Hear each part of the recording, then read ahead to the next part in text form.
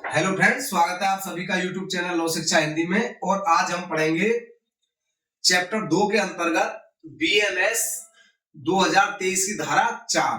धारा 4 के अंतर्गत क्या है, दंड का प्रावधान है जो आईपीसी के अंतर्गत धारा 53 में हुआ करता था। तो दंड कितने प्रकार के थे आईपीसी के अंतर्गत? 5 प्रकार के। एक नए दंड की व्यवस्था की गई है जो काफी चर्चा में है। तो समझेंगे हम धारा 4 को, कौन कौन से दंड हैं। धारा 4 बीएनएस, इसमें दंड क्या है? अपराधी इस संहिता के उपबंधों के अधीन जिन दंडों से दायी है वे कितने प्रकार के हैं?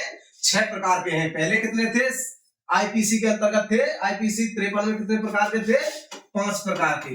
नए दंड की व्यवस्था की गई है, वो कौन सा है? सामुदायिक सेवा। अभी हम पहले इन दंडों को समझेंगे। किसी व्यक्ति को कौन कौन से दंड दिए जा सकते हैं? मृत्यु दंड दिया जा सकता है या आजीवन कारावास। आजीवन कारावास किसमें उपबंधित है? धारा 6 के अनुसार जब तक अन्यथा उपबंधित न हो तब तक 20 वर्ष के कारावास तक। धारा 6 के अनुसार मतलब ये हो गई हमारी बीएनएस की धारा 6। बीएनएस की धारा 6 में उपबंध है इसका कि आजीवन कारावास को जब तक अन्यथा उपबंधित न हो, या तो होगा शेष प्राकृतिक जीवन का आजीवन कारावास या उस आजीवन कारावास को 20 वर्ष तक समझा जाएगा। 20 वर्ष तक के कारावास को आजीवन कारावास समझा जाएगा जब तक अन्यथा उपबंधित न हो।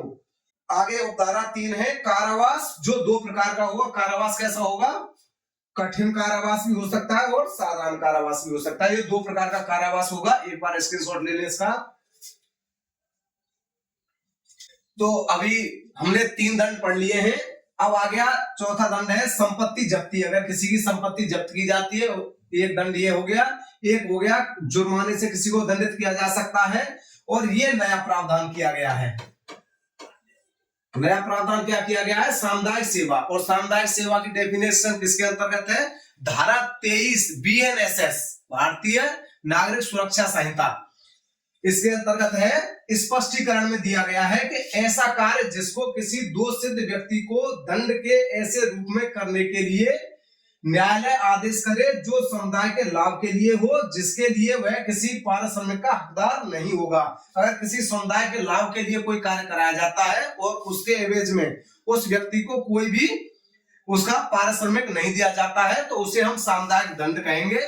और ये क्या हो सकता है कि कहीं पे किसी को जैसे रोड साफ करा दिया या कहीं पे नया रोड डल रहा है तो वहां पे उसको लगा दिया, जो समुदाय के लिए क्या हो? लाभदायक हो। ऐसी व्यवस्था इसके अंतर्गत सामुदायिक सेवा के अंतर्गत की गई है। और उसकी परिभाषा है धारा 23 बीएनएसएस के स्पष्टीकरण के अंतर्गत। तो दंड कितने प्रकार का होता है? 6 प्रकार का दंड किसी व्यक्ति को दिया जा सकता है। मृत्यु दंड, आजीवन कारावास या कारावास कठोर या सादा, या संपत्ति जब्ती या जुर्माना, और 6वां दंड है सामुदायिक सेवा। अगर वीडियो पसंद आया हो, धारा समझ में आई हो तो चैनल को लाइक करें, सब्सक्राइब करें। Thank you.